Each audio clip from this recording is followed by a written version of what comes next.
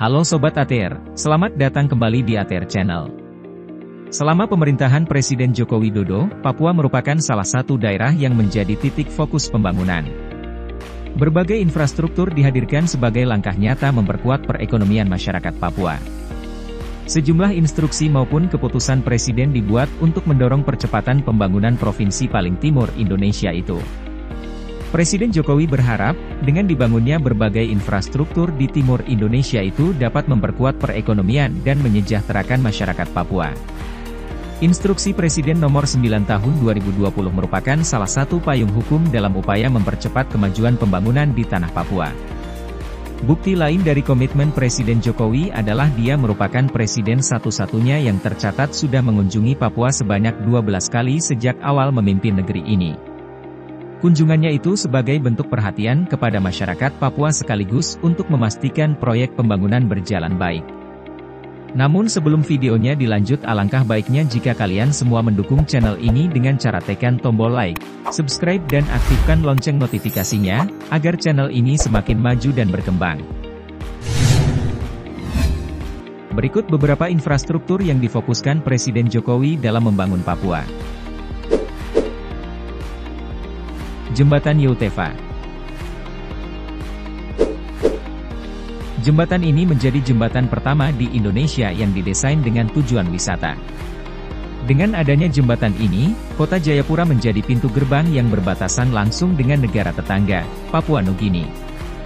Jembatan ini akan memudahkan masyarakat yang ingin ke kawasan Koya atau Arso yang menjadi lokasi pengembangan industri di masa mendatang. Untuk diketahui juga, pembangunan jembatan Holtekam juga menjadi jembatan pertama yang dikapalkan secara utuh dan terjauh karena menempuh jarak 3.200 km dengan waktu 28 hari perjalanan. Jembatan sepanjang 1.328 meter termasuk bentang utama 732 meter ini berada di atas Teluk Youtefa yang menghubungkan Kota Jayapura dengan distrik Muara Tami di Provinsi Papua.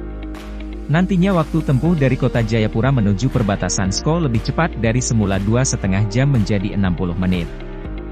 Menurut Presiden Jokowi, harapannya jembatan ini akan menumbuhkan titik perekonomian baru di Jayapura dan sekitarnya, karena dapat memperpendek jarak antara Kota Jayapura dan Sko hingga memangkas waktu separuhnya dari 2,5 jam menjadi 1 jam.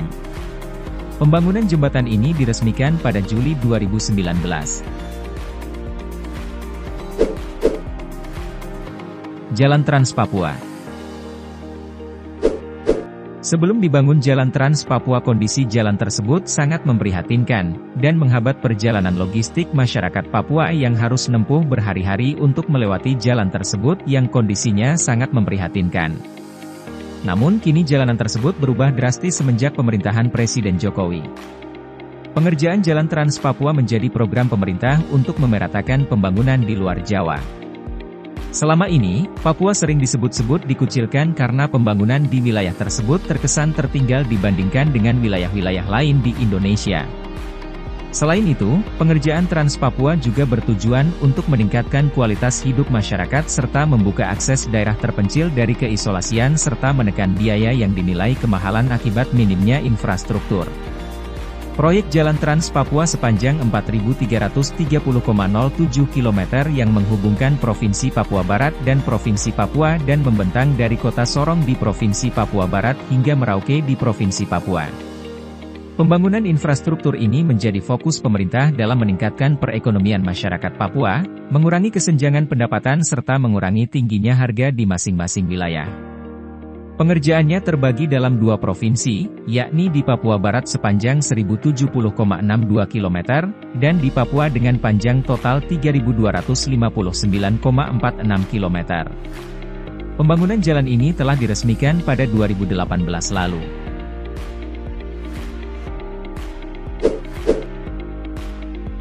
Bandara Sentani. Bandara Sentani terletak di Kota Sentani, Kabupaten Jayapura dan berjarak kurang lebih 40 km dari pusat Kota Jayapura. Bandara ini menjadi bandara terbesar di Papua dan hub utama menuju wilayah pedalaman Papua. Sebelumnya bandara ini merupakan bandara kelas 1 yang akhirnya dilakukan sejumlah pembenahan terhadap beberapa fasilitas seperti memperpanjang runway, memperluas lahan parkir, apron, dan lain-lain. untuk menunjang target menjadi bandara internasional yang telah diresmikan pada 2017 lalu. Selain itu, dalam pengubahan menjadi bandara internasional, ada beberapa pengembangan yang dilakukan yakni pengembangan terminal kedatangan, keberangkatan domestik dan internasional, custom, karantina dan sejumlah fasilitas lain. Jalan pembatas negara. Pemerintah kini terus membangun infrastruktur, salah satunya jalan perbatasan antar negara yang berada di Papua. Hal ini dilakukan demi meningkatkan konektivitas antar wilayah, membuka akses daerah terisolir, serta dalam rangka pemerataan pembangunan di luar Jawa. Sementara di Papua, pemerintah merancang program pembangunan jalan paralel perbatasan dengan Papua Nugini sepanjang 1098 km yakni ruas Jayapura-Yeti sepanjang 127 km, Yeti Oksibil sepanjang 302 km, dan Oksibil Merauke 668 km. Kehadiran jalan perbatasan dan akses perbatasan diharapkan akan membuka keterisolasian wilayah yang sangat membantu masyarakat di kawasan perbatasan dalam memperoleh barang kebutuhan pokok dengan lebih mudah dan murah.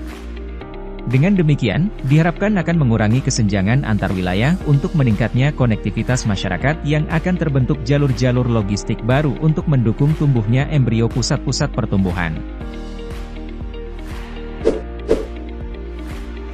Stadion Lukas NMB.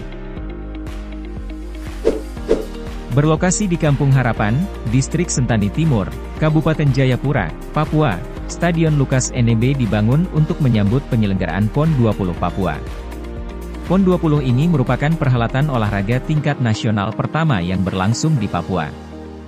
Di tempat itu kelak akan dilakukan event pembukaan dan penutupan PON 20 dan juga pertandingan-pertandingan lain.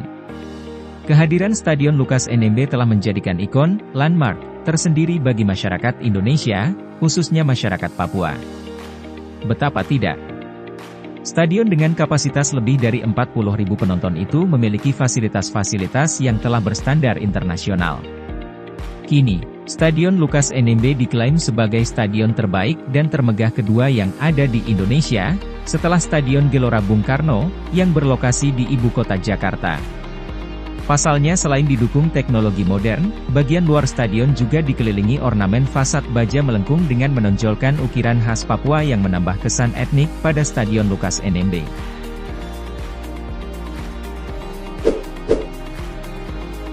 Gedung Papua Youth Creative. Presiden Republik Indonesia, Joko Widodo mengatakan, masih banyak potensi SDM berkualitas di Papua yang belum tergali dan dikembangkan. Oleh karena itu, Jokowi membangun fasilitas Papua Youth Creative Hub yang diharapkan dapat menjadi motor penggerak sekaligus pusat pengembangan SDM, khususnya talenta muda, di Papua. Adapun fasilitas tersebut berada di Jalan Poros, Kelurahan Wahno, Distrik Abepura, Kota Jayapura. Jarak tempuhnya cukup terjangkau, yakni sekitar 11 km dari pusat Kota Jayapura. Fasilitas ini dibangun atas lahan seluas 15.000 meter persegi dengan luas bangunan utama sebesar 3.520 meter persegi dan bangunan penunjang seluas 1.812 meter persegi. Fasilitas tersebut merupakan pusat pengembangan talenta muda yang diproyeksikan dapat menjadi wadah untuk menghimpun SDM muda berprestasi Papua dari berbagai disiplin ilmu. Melalui Papua Youth Creative Hub, pemerintah berharap anak muda setempat dapat berkontribusi dalam menurunkan angka pengangguran dan kemiskinan. Fasilitas tersebut diharapkan dapat membantu anak muda Papua dalam mengasah potensi sehingga mereka bisa menyalurkan bakat-bakatnya demi kemajuan Indonesia. Pemerintah terus berupaya mengoptimalkan pembangunan untuk rakyat Papua sehingga merasakan keadilan sebagaimana dinikmati masyarakat wilayah lainnya di Indonesia. Keberhasilan pembangunan di Provinsi Papua seharusnya bisa menjadi tolak ukur karena besarnya perhatian pemerintah untuk masyarakat di tanah Papua. Itulah sederet infrastruktur Presiden Jokowi di tanah Papua. Cukup sekian ulasan video kali ini pemirsa, dan sampai jumpa di video selanjutnya.